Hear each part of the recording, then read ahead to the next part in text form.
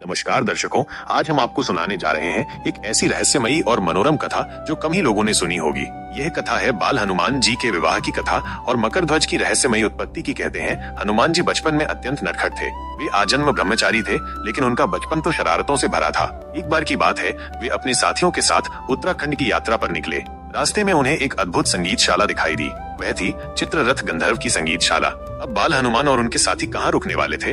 सब अंदर घुस गए और वहाँ रखे वाद्यंत्रों को बजाने की बजाय तोड़-फोड़ कर इधर उधर फैला दिया। यह देखकर चित्ररथ गंधर्व क्रोधित हो गया। उसने हनुमान जी सहित सभी को बंदी बना लिया, लेकिन उसने एक शर्त रखी, यदि अपने साथियों को छुड़ाना है तो इन वाद्यंत्रों को बजाकर दिखाओ। अब हनुमान जी को तो संगीत का कोई ज्ञान था नहीं। वे सीधा पहुंचे भगवान शिव के पास और विधिवत संगीत शास्त्र का ज्ञान प्राप्त किया। कुछ समय बाद जब हनुमान जी लौटे तो उन्होंने ऐसे दिव्य स्वर में वाद्य यंत्रों को बजाया कि स्वयं चित्ररथ भी मंत्रमुग्ध हो गया। प्रसन्न होकर उसने सभी को मुक्त किया, परंतु इसके साथ ही उसने अपनी पुत्री का विवाह हनुमान जी से करने की तैयारी कर ली।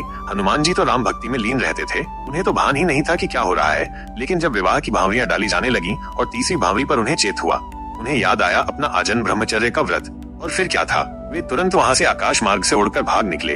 चित्ररथ को ये मंजूर नहीं था। उसने अपनी कन्या को भी पीछे भेज दिया। कन्या ने हनुमान जी का पीछा किया और समुद्र तक जा पहुंची। हनुमान जी समुद्र किनारे प्यास से व्याकुल होकर अंजलि में जल पीने लगे। तभी एक छोटी सी मछली उनके हाथों में आ गई। हनुमान जी ने पूछा, तुम कौन हो? मछली बोली, मैं वही हूँ जिसे आप विवाह मंडप में छोड़कर चले आए थे।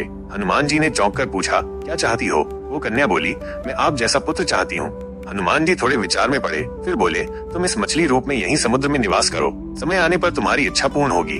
समय बीतता गया। जब श्री राम वनवास में थे, सीता जी का हरण हो चुका था और हनुमान जी लंका जाकर उसे जला चुके थे, तब शीतलता पाने हेतु वे समुद्र में कूदे। वहीं उनका पसीना उस मछली ने पी लिया और समय आने पर उसी से जन्म हुआ एक शक्तिशाली बालक मकर ध्वज। यह बालक पाताल लोक का प्रहरी बना और अहिरावण महिरावण का रक्षक कहलाया। जी हाँ, यही मकर ध्वज हनुमान जी का पुत्र कहलाया। बिना विवाह के उत्पन्न हुआ एक शक्ति का चमत्कार। तो कैसी लगी आपको यह अद्भुत कथा? अगर ऐसी ही और रहस्यमयी, पौराणिक और प्रेरक कथाएं सुनना चाहते हैं तो हमारे चैनल शुभ मंत्र 108 को जरूर सब्सक्राइब करें और हाँ, इस कहानी को शेयर करना न भूलें।